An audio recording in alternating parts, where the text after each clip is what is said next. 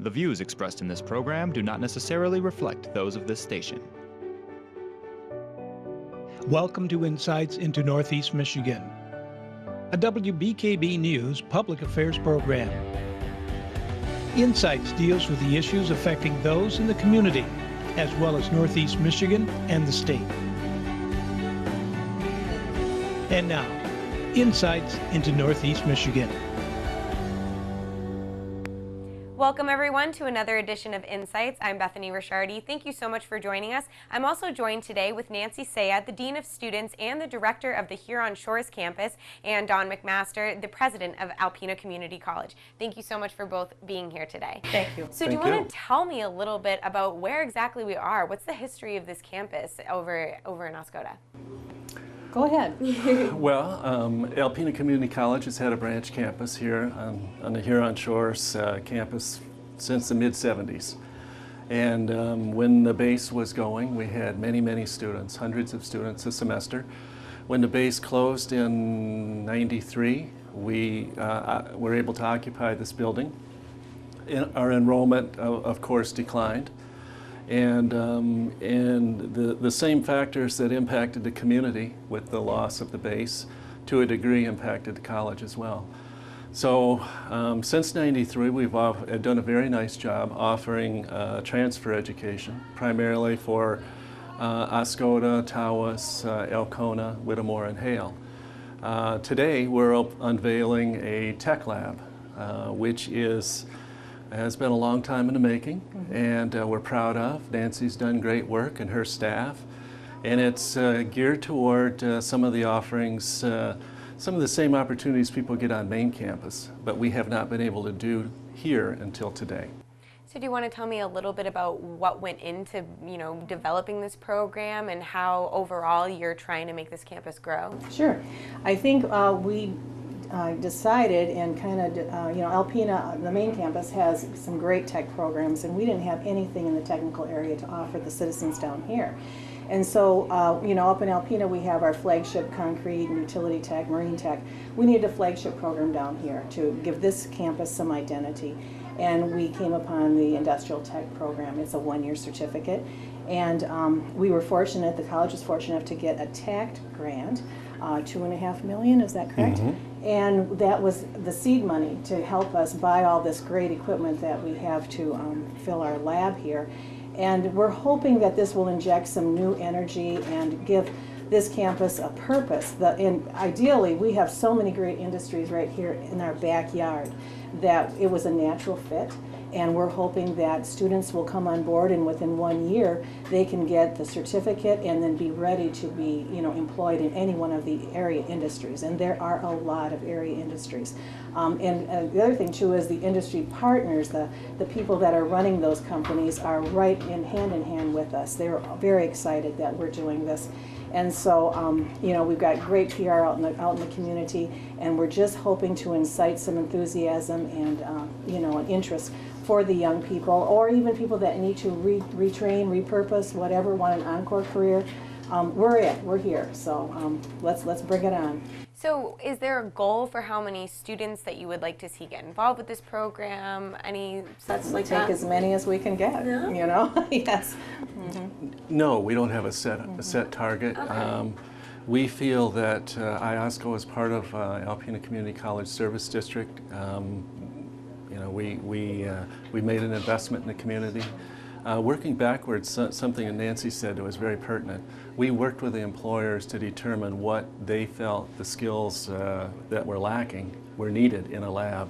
So that informed what equipment we purchased and what comprises the industrial technology certificate. What a lot of people don't realize until they come to the campus is there's 1,000 people that work within a mile of this campus. So it's a very vibrant manufacturing area. It's primarily aerospace here, but there's a lot of automotive suppliers as well down in Tawas and in Oscoda as well. So our opportunity is to serve the people of Iosco County, and we think that as it rolls out, we'll get more and more interest. So what are some of the ways that you're working with students to kind of provide these opportunities, scholarships, things like that? For this particular program, you know, because we're starting it out, we are offering 4 $250 scholarships that will be used this fall. And all they have to do is come, put their name in a big fishbowl, and you know, and they have to have 12, you know, enrolled in 12 credit hours in the industrial tech program. We will draw the names after registration because central registration opens up next week.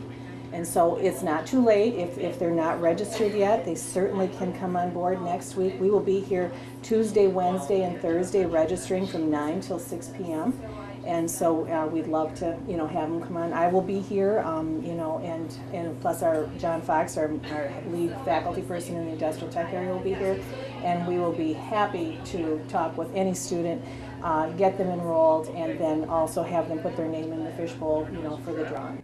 How many will be chosen? Is 4. it 4? Okay. Yeah, 4 $250 scholarships. Wow, look at that. Yeah. Okay. So how is the student-faculty relationship? Is that a big focus here on the campus as well? It is huge. I firmly believe, you know, we have the 3rd highest graduation rate of the 28 community colleges in Michigan. And I firmly believe our faculty is key to that. Our staff is also, but faculty, they'll sit one-on-one with our students and advise them, get them in the right classes, you know, look at their test scores, make sure they're not anything too simple, too hard. We want their success more than anything. And I truly believe our faculty and staff are key, but particularly the faculty. So how do you think this is a benefit to Alpena itself, you know, Alpena Community College, and just watching this campus grow, how do you think that helps the main campus back in Alpena? Well, I'm a believer in not putting up a wall or putting up walls around what we do. We serve 5 counties, and Iosco is one of them, the southernmost county. You know, pragmatically, you look at the number of students and the amount of business and, you know, the taxable value of those businesses. What goes on in Iosco County is very comparable to what happens in Alpena County. I don't tend to look at it pragmatically. I think we're here to serve the citizens of Northeast Michigan. And when they say we need something that will help our economy grow, it'll help opportunity for our young people, it'll bring new businesses, it'll bring more young families, that's the direction we need to go.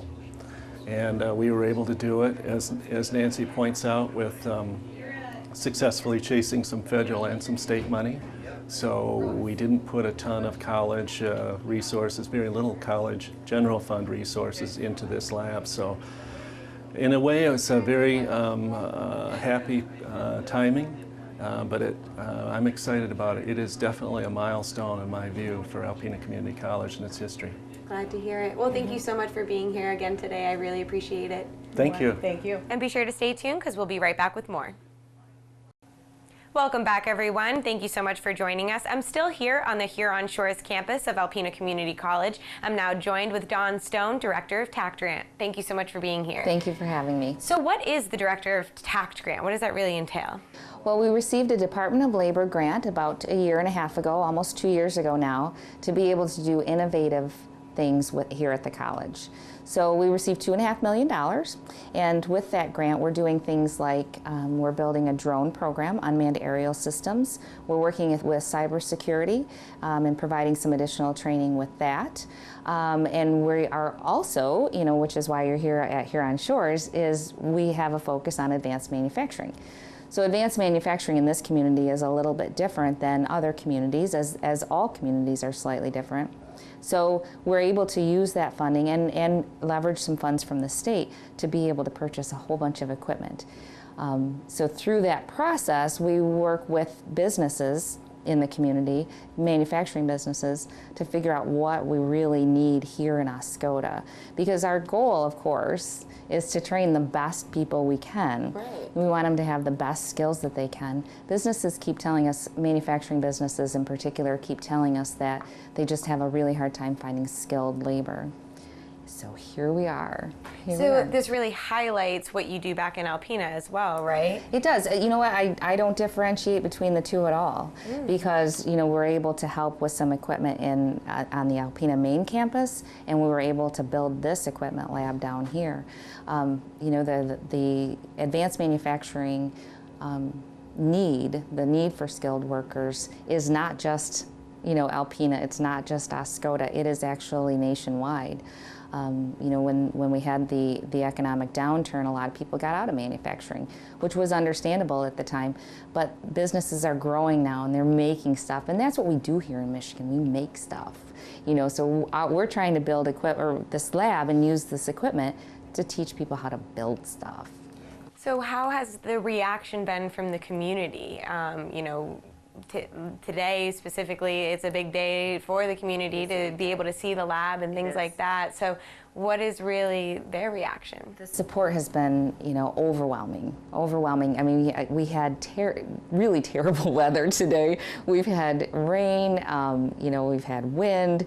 It's just not been very, very pleasant of a day, but I'll tell you what, people are showing up and they're looking at the cars, because we also have a car show out front, just as and something else for people to look at, which is really fun. And then they get to come down and dry off out of the rain and look at the equipment. So the community's been fantastic. We have used our connections with manufacturers here in the community to really figure out how best to build this lab, because we're not the experts and we can't tell Oscoda manufacturers what they need. We need them to tell us what they need so that we can step in and provide the skills that they need. So kind of going back to the TACT grant, was there a process that you had to go to since you already had the grant? Once you decided to expand and purchase this equipment and things like that, was there a process that you had to go through in addition, or since you already had the grant, was it nice and easy and you could just go forward with it? Well, I won't say it was easy, but we did a large survey of the community. We asked for permission from the Department of Labor to be able to renovate the space. We were able to tap into some state grant funding. So all of those things are processes, and they do take a long, quite an extensive amount of time. But that's okay, because this is what happened by going through all those processes. It is absolutely all worth it. Have you been able to see reactions from other faculty members and students and things like that? Are people kind of getting all hyped up about it? They are getting hyped up about it. We've had the faculty in Alpena hasn't always had an opportunity to come to Oscoda even, because it's an hour drive, and they have full-time jobs there, and so it's really been fantastic, because we've drawn people from all over, from main campus, from high schools, from alternative ed. Everybody's been here to see this wonderful equipment lab that we have now. So can you kind of put it in perspective for us? If someone was to go through this program, what are the types of jobs that they would come out and be able to qualify for? Well, it's kind of a unique program because it's a broad range of manufacturing techniques. So you're not going to come out of here as an expert in CNC. You're not going to come out of here as an expert in hydraulics, pneumatics, but you will know about programming a CNC. You will know about hydraulics and pneumatics. You will have had an opportunity to put your hands on some equipment before you walk through the door at your potential employer. And so students who go through the program will know so many different things that they can walk into any manufacturer and say, of course, do your research before you apply for a job, but they can then apply the hands-on, experience that they've received through this 9-month program, 2-semester program, right there at their interview, and say, you know what, I have experience with a CMM, or I have experience welding, I have experience with CNC, and I have experience with whatever. So we've got composites equipment down here that we've never done before, either on main campus or here, and so we're able to kind of fill that gap as well. And they can say, I know how to use all of this equipment when they go in and apply for a job. That's awesome. It is. Glad to hear it. Well, thank you so much again for being here today. I appreciate it. Thanks for having me. And be sure to stay tuned, because when we come back, we're going to go ahead and check out some of this equipment. Welcome back, everyone. I'm now joined with industrial technology instructor John Fox. Thank you so much for being here. Thanks for having me. So we're here in the new lab, right? Yes. So what was some of the process that you guys had to go through to develop this and really create this atmosphere for students? Well, the first thing in the process was that we had to know what we were going to teach in the curricula, and that was all driven by local business, and it is a move to try to to cover what is seen in local business. And I guess the next thing was, you know, we wanted to cover everything and be very high tech about it. Right. And it looks like you are. We are, and there's always a budget involved, so I guess that always plays in as well. But I think we have some very spectacular equipment, and I think we're going to do a very good job with covering the needs of the community with this.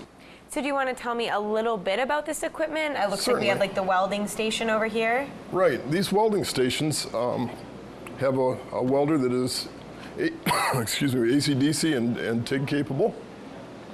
You'll notice that everything is on wheels, including the welding benches. Yeah. And we have the ability to reset this room for whatever purpose we need. So basically, these stations are pretty high tech and they are mobile, and we have the ability to get them out of here if we need them for something else or need the space, with only 2 machines basically in this whole lab that are not movable. Oh, wow. So what would a student do at this station? Well, welding is a lot of practice. We have a lot of techniques, a lot of positions to weld in, and so there's a lot of practice, but also we'll do some fabricating as well in the classes. So how about over here? Is this new equipment as well? Yeah, or? this stuff kind of supports the welding area. So we have a drill press, a metal cutting saw, bandsaw, and a grinder, and of course we have a pile of new tools. And some nice new workstations. Oh, wow, yeah. So definitely a lot for kids to do this hands-on work. Well, not just kids, but adults as well. We've had a lot of interest from people that are, 65 and older as well. Oh, wow. So yeah, there's something for everyone here. So what is your job as an instructor? How are you kind of setting up your classroom? What are you going to really be focusing on? Well, we're focusing on hands-on skills. So a lot of our course content is going to start out on our Blackboard curriculum management system. Students will log into their college Blackboard site and complete basically some course content and pre-assessment type work. And we would like as much time possible in the labs to do hands-on stuff. Absolutely. So we have some more equipment over here. You want to tell me about this huge piece of equipment? This is an autoclave. Don't stand in front of the door. Oh, okay. No, I'm just kidding. What is this really used for? This is used for curing composites, high-tech composites, like carbon fiber or Kevlar. It'll be for composites that are pre-impregnated pretty much. So it's a semi-solidified composite that's already in the matrix. And this machine, if you looked at the screen here, let me come around here. This allows us to program a recipe into the machine. So we have a series of steps, up to 21 steps per recipe, and it tells the machine that in this certain amount of time, it's going to come up to that temperature and that pressure. So if you looked at this first step, it's 15 seconds. It's supposed to come up to 80 degrees and 40 pounds of pressure in the pressure vessel.